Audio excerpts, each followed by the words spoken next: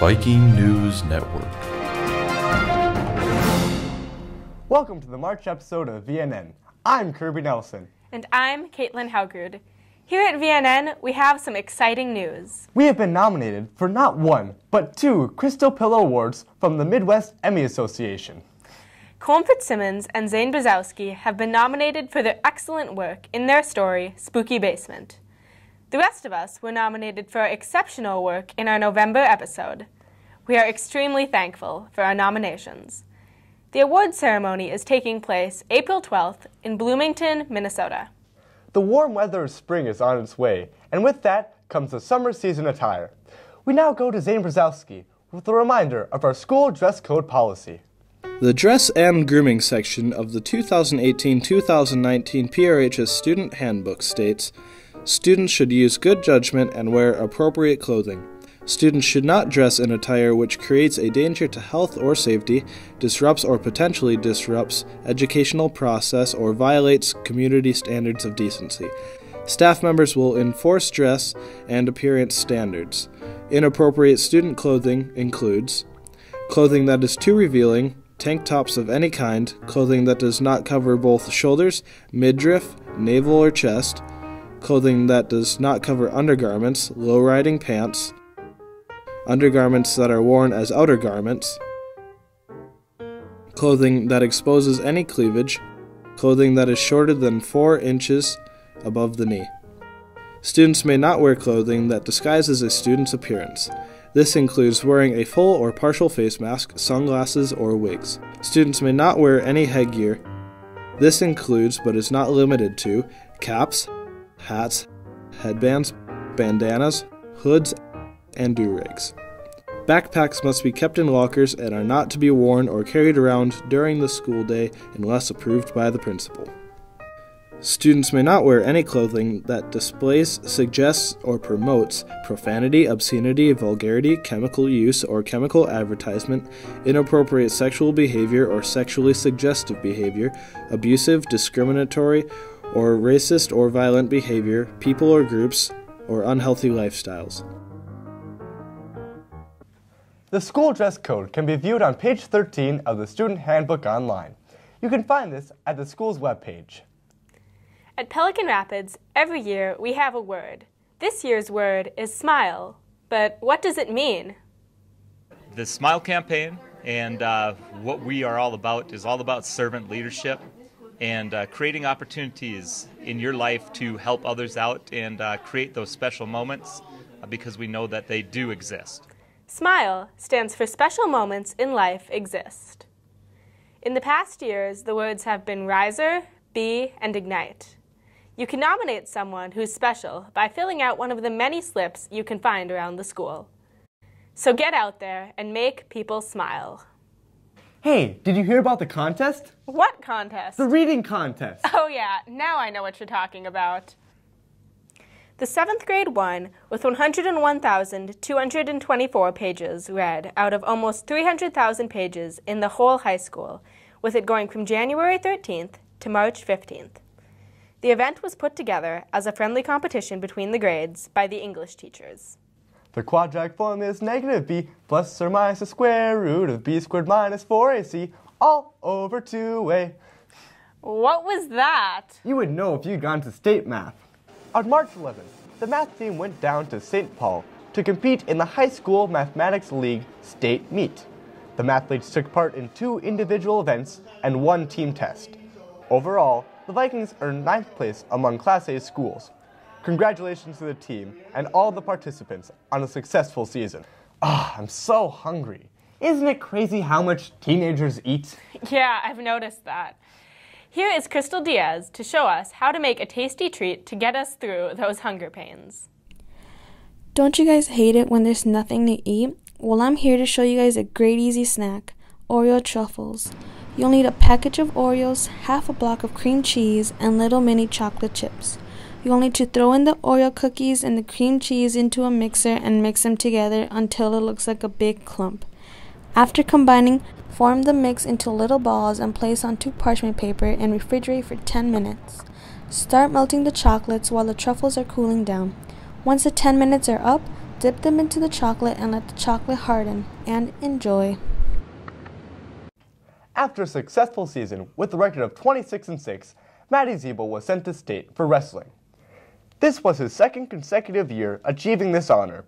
The tournament took place February 28th through March 2nd in St. Paul.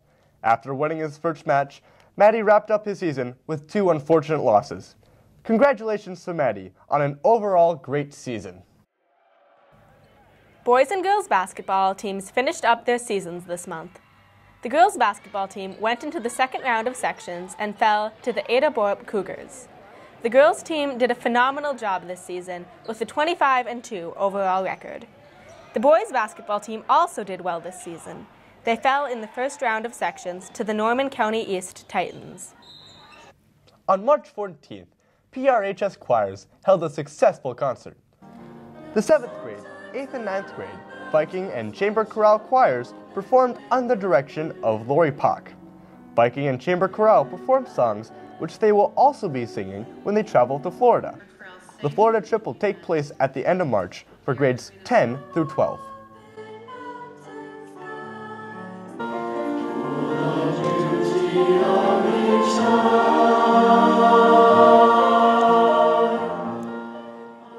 Recently, the senior high band and choir students had a chance to show off their talents at the solo ensemble contests. The contests are an opportunity for students to be scored on their musical abilities. Band contests were held on March 4th at MSUM. Notably, Paola Gonzalez and Melissa Hydrar received 38 out of 40 points for their duet, and Colm Fitzsimmons and Gavin Haugrud both received 39 out of 40 points for their solo performances.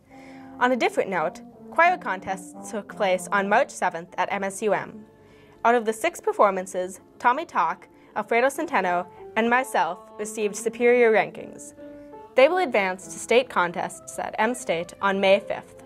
The month of March is when Pelican Rapids students get to show off their artistic skills to the community. Every year, the public library hosts a variety of artwork from paintings to collages by the students in grades K through 12. There was an artist reception held Thursday, March 21st, from 4 to 6 p.m., where students got to show off their pieces to friends and family. Over at the elementary school, Colm Fitzsimmons and my co-anchor, Kirby, decided to see what life was like as a kindergartner for a day. A while ago, I came across footage of my kindergarten graduation.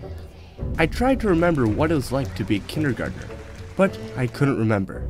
So I did the only thing I could think of. I became a kindergartner for a day. My day started out with a bit of playtime. I made a few crafts and played dress-up. I can see why these are pretty fun. Afterwards, we had a couple of lessons. Kirby, what's our number today? 596. Do you agree with Kirby? Is it 596? I agree too. Then it was time for lunch. I made some new friends. What is your name? What? Okay, I'm Kirby. Then it was time for recess. I put on my gear and headed for the playground.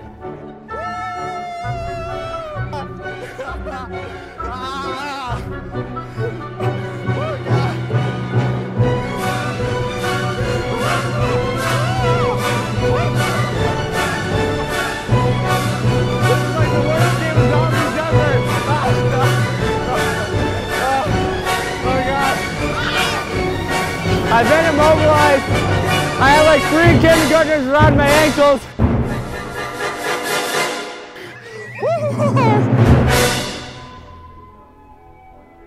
After recess, it was nap time, and then it was time to leave.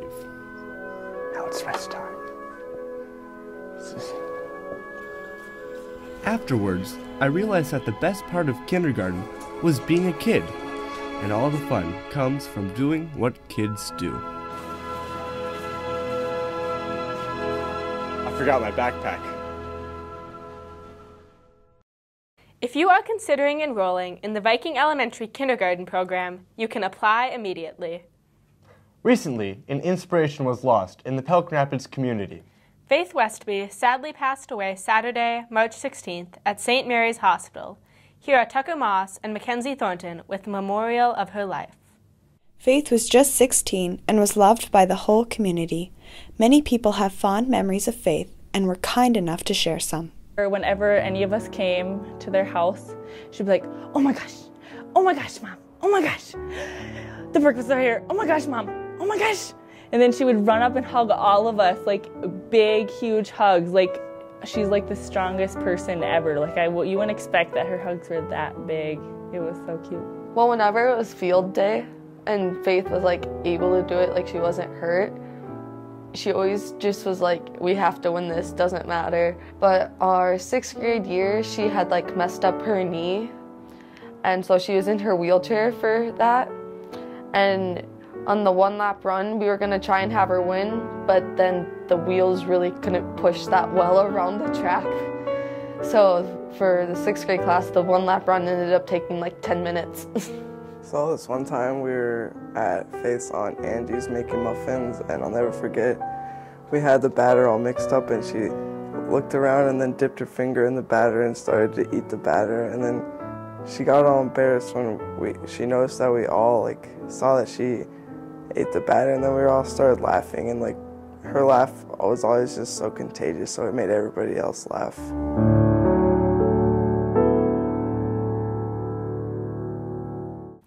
Faith will be missed by everyone and never forgotten.